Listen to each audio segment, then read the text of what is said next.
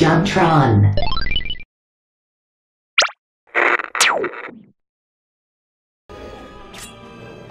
Back with your fiends! Back to the realm of Molestrian! Wow. That was really great in this movie. I don't remember being in. Oh, no! I am losing the fight! I'm going down! You know what I feel like talking about today? Fear-mongering.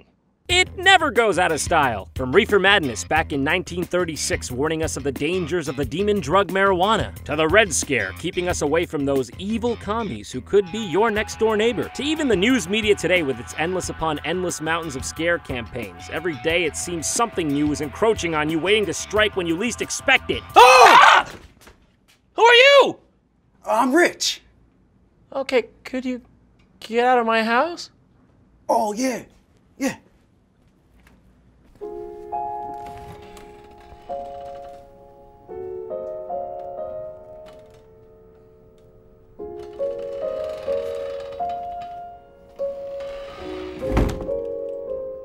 Anyways, that brings me to today's subject, the Chick Tract. For those of you that don't know, a Chick Tract is a short evangelical literary work created and published by American publisher Jack T. Chick.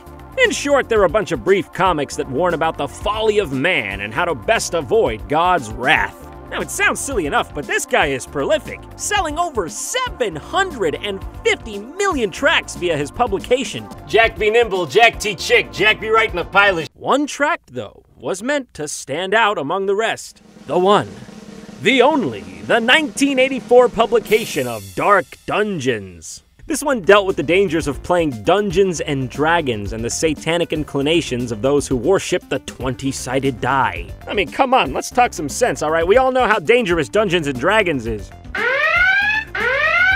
Among the tabletop gaming community, Dark Dungeons became something of a cult classic, a cultural bookmarker of the lengths that people would go to demonize a simple hobby. So, what's this I have here, you may ask? Well, I'll tell you. Apparently, a group of filmmakers acquired the actual legitimate rights to make a film adaptation of the Dark Dungeons tract, and yes, Jack T. Chick put his stamp of approval on it himself. What else do I gotta say? It's gonna be a good one, and let's go. Oh, and there it goes, 200 damage to my DVD player for free. So, our film begins as a secret council discusses how it has been plotting to bring more and more innocent youths to the dark side. Evil will reign, and we will bring it forth in the flesh. Astrology and tarot card sales are pulling more and more young people into the Dark One's domain.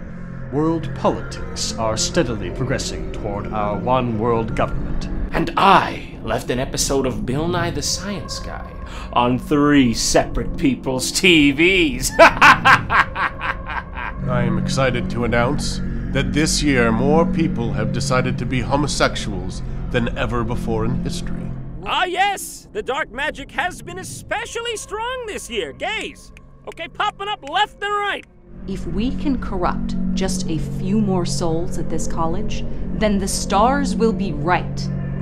Blood dies, D&D will give you AIDS. Then you'll go to hell with all the Catholics and Jews and play Magic the Gathering with Satan! So here we meet friends and protagonists, Debbie and Marcy, 2 devoutly Christian girls who find themselves on a new college campus together, ready to explore college life and spread the good word of the Lord. They head to their college orientation and watch a film on a projector that's as outdated as the beliefs presented in this film. Hey, who are those people? Those are the RPGers. At this juncture, we're introduced to the so-called RPGers. In this world, they're the cool kids on campus. Very factual there. Marcy and Debbie are instantly allured. We've been trying to get them thrown off campus for years, but they're just too popular. What's an RPG? You don't need to know. Yeah, I kind of do though. But, ignoring Mike's warning against engagement with this radical group, I've seen a lot of students try to dabble with RPGs. Not one has ever stopped. the girls set off to the fraternity of role players in an attempt to convert some of the players to a different way of thinking, or so they say. Come on, we've got to socialize. I guess you're right. If we don't go to this party, you and I would be spending all Saturday alone together in our dorm room. And how much fun could we have doing that? Not much, I guess. And not much you could do there. What could go wrong?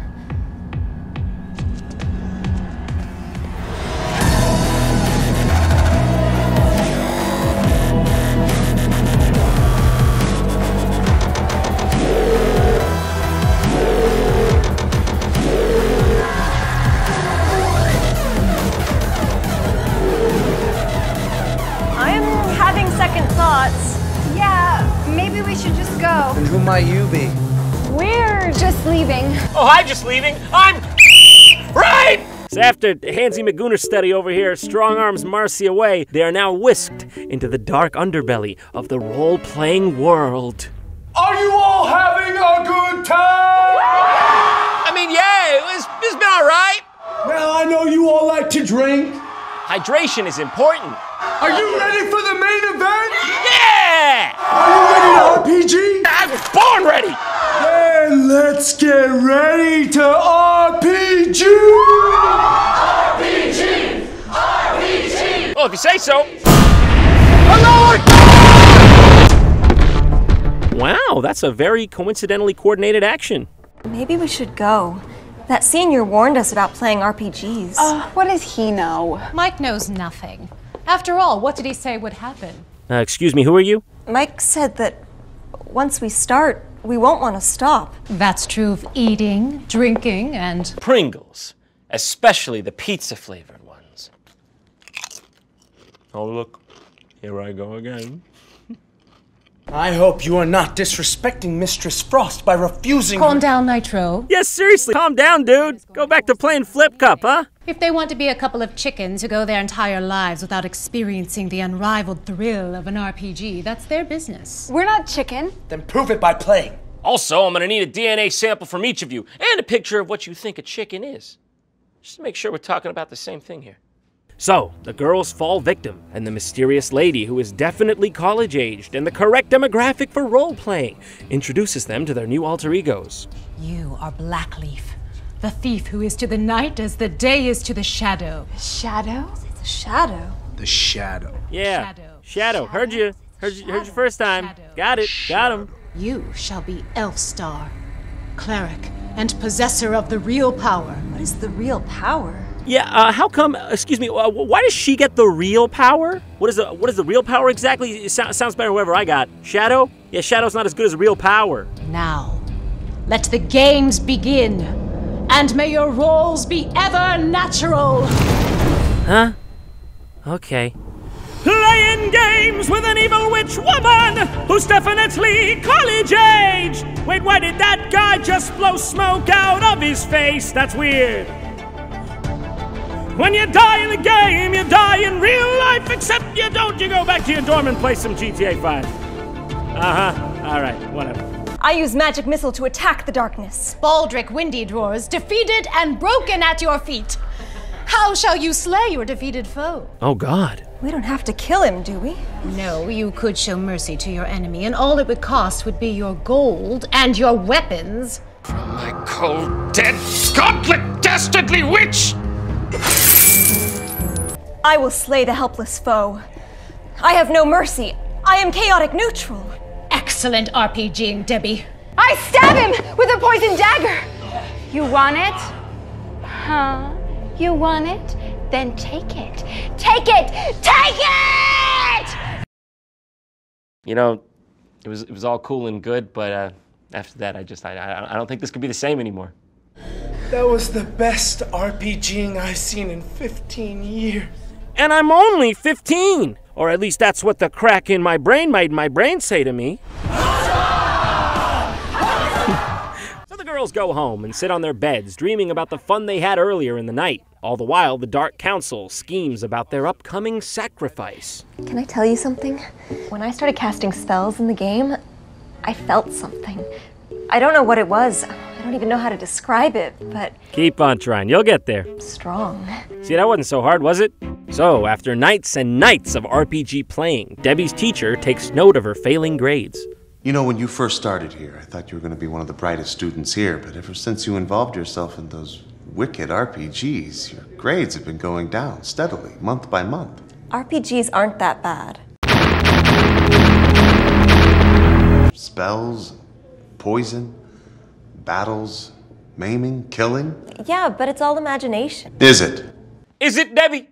Well, I suggest you read a totally real book that has absolutely no poisoning, maiming, or killing in it called the Holy Bible.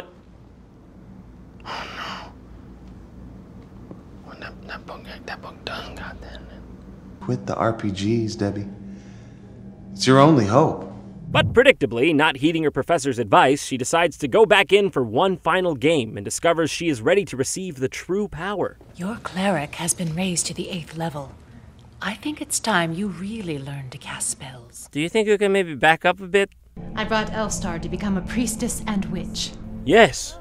Both of those things for some reason. Wait, hold on. That's what RPGing does? That's what it gives you? So Debbie uses her newfound real powers to get an A+ on her paper. Oh, and now she dresses like Morticia Adams, by the way. I think your hands are perfect for spellcasting. So delicate and small. Ew. Hello, Mistress Frost. Enough chit-chatting. We have important matters to discuss. The evil undead Lich Zycon is attempting to reach the gate. Mistress Frost?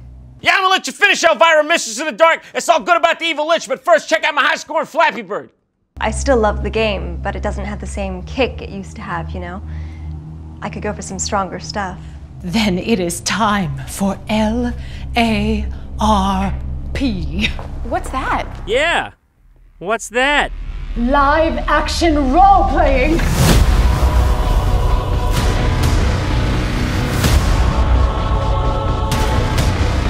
Block your Thunderbolt. 3,000 in a critical. Thunder, Dark Elf critical. Thunder!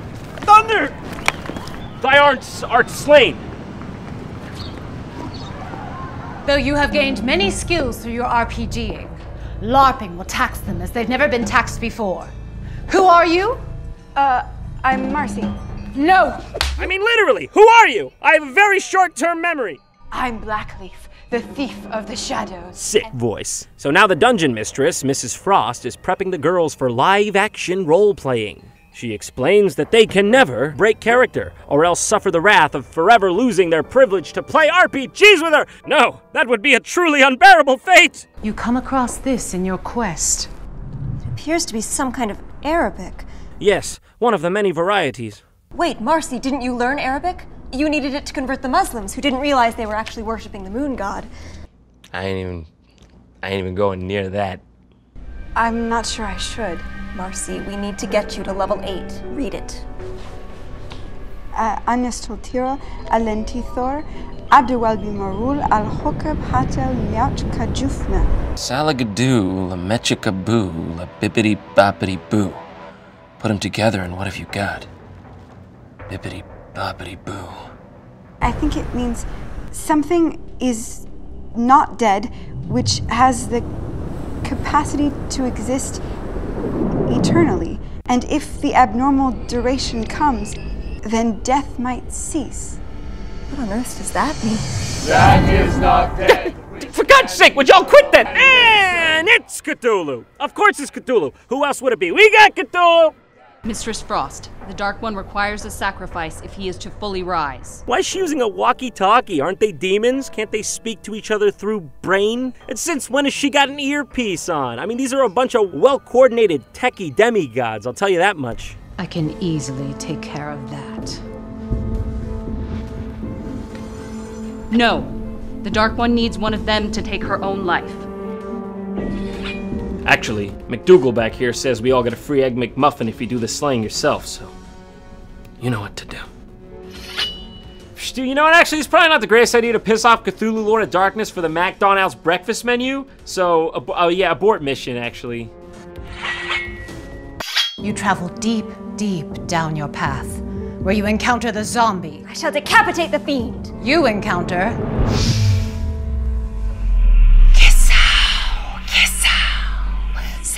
Who now? Excuse me. What's my one again? I am Tiamat.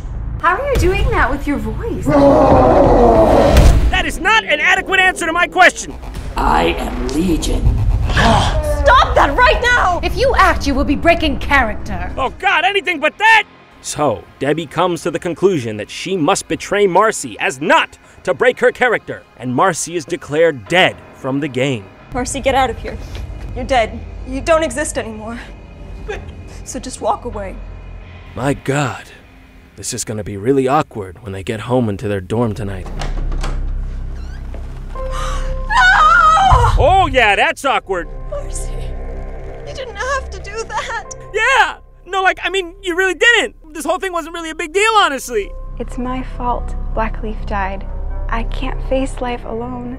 So yes, Marcy actually hangs herself over exile from the RPG, and well, fun fact about this frame, it's actually ripped straight from the original Chick Tract, right down to the formatting and the font of the text. Now that's how you do an adaptation. I can't get Marcy out of my mind. How could she do something like this? It would have happened sooner or later. All she was good for was reading the Necronomicon and summoning Cthulhu. Yeah, come on, that's it! That's all she was good for. Being upset that she caused her friend to commit suicide, as one does, Debbie gets even more fired up and plays right into the hands of Mrs. Frost. So logically, she goes into the nearby steam tunnels and starts casting spells at bat sounds. And also she encounters a poo-poo monster that tries to eat her. I don't want to be eaten! Oh, I feel that. Debbie, why don't you just give up? Oh gosh, the ghost of Marcy is back. It's a miracle. It's your fault. I'm dead. Okay, even if that were true, little subtlety take you a long way. Oh, Marcy, I'm so sorry. Why don't you come join me? I will, Marcy. I will. In hell. It's one big party, and all your friends will be there. Oh yeah? Well, that sounds an awful lot like what a disguised Satan would say. God help me! God help me! Hey, Debbie, what's wrong? Well, it's a bit of a long story. Has your friend ever hung herself because you killed her character in Dungeons and Dragons? Evil without end is about to descend upon the works of man. And none of my RPG tomes have the answer how to stop it. Been there, girlfriend. Debbie, I told you. Jesus is the only answer. Using RPGs to fight evil will never work. Because RPGs are evil, Debbie. Amen. So now with the help of Deus Ex Machina Mike, Debbie is taken to the one man who can help her rid herself of the evils that now infest her soul because of the tabletop dungeon crawler. The local the local pastor. Hey, could have fooled me. Only difference I see between two is one of them's real yummy. You know what I'm saying? Jesus sets us free from the bondage of witchcraft. Gather up all of your occult paraphernalia. The rock music, occult books, including those by C.S. Lewis and J.R.R. Tolkien. Although I will be given a pass on the works of George R.R. Martin. If you doubt the occult nature of these books, just take a look here. No kid should be going through a wardrobe into a winter wonderland having dialogue with a talking lion! But don't just throw them away. Burn them. Yes, burn them! The smaller the chance of an unbiased peer-reviewed study, the better! I need help. My life's a mess. Help me. So Debbie gives in to the power of the Lord and asks to be absolved of her inner demons. Debbie! Think of what you would be giving up. Who for what you really want to lose all your weapons and gold? Debbie, for God's sake, the man is speaking reason. Listen to him. You are nothing without the game. All right, cool it. Jesus, I repent. I want you to be in charge of everything, not that lousy RPG manual. Hey, you watch what you're saying about Emmanuel. He's pretty cool. Now, back at base, the demon computing systems are going off the charts because Debbie renounced her role-playing character. The stars are no longer right. Why are the stars no longer right? The systems are malfunctioning. John is clocking in at a whopping 3:19. What did you do? See you, Cthulhu. Nice to know you. Nice to see you. And so with that, balance is restored. And whoa! Holy crap! Was that necessary? Okay. And the film ends, how else, but with a mass book burning. Beautiful. Thank you, Lord, for setting me free. That is word for word how the comic strip goes, and it even makes mention to the specific works of C.S. Lewis and J.R.R. Tolkien. which makes it so much better that it's actually in the movie. Now, you can argue that this movie didn't take this or these topics seriously, but the writer of the original work did, and this is a true adaptation. So that makes this movie legit, and that's all that matters to me. So everyone, thank you for going on this wonderful journey with me. Good night, and God bless America's secular society. Yeah? Maybe? I don't know. You guys want to see a cool sword trick? No. Oh, crap. So yes, a big thanks to Audible.com for sponsoring this episode of JonTron. Without them, this wouldn't be possible. If you don't know about Audible, they are the premier provider of audiobooks and audio products. You can take it on your phone, tablet, or a computer, anywhere you want. It's pretty great. If you use my specialized link, audible.com/JonTron, you can get a free 30-day trial and a free audiobook. And by the way, you keep the free audiobook even if you don't renew the service. So that's pretty cool. This month, I recommend to you Time of Contempt by Andrzej Sapkowski, narrated by Peter Kenny. Now, if you don't know about this series of books, it's actually the books that inspired the Witcher games. So if you want to follow a monster-slaying adventure with Geralt, Yennefer, and Ciri, then pick up this free 30-day trial now. I'm out, and thanks for watching. By the way, guys, if you enjoyed the film, you can go to their website, darkdungeonsthemovie.com, and buy it for $5 or more if you choose. It comes in full HD and it's DRM free. I'm not affiliated with the movie in any way, just wanted to throw some support their way for the entertainment they provided us. All right, thanks everyone. See you next time.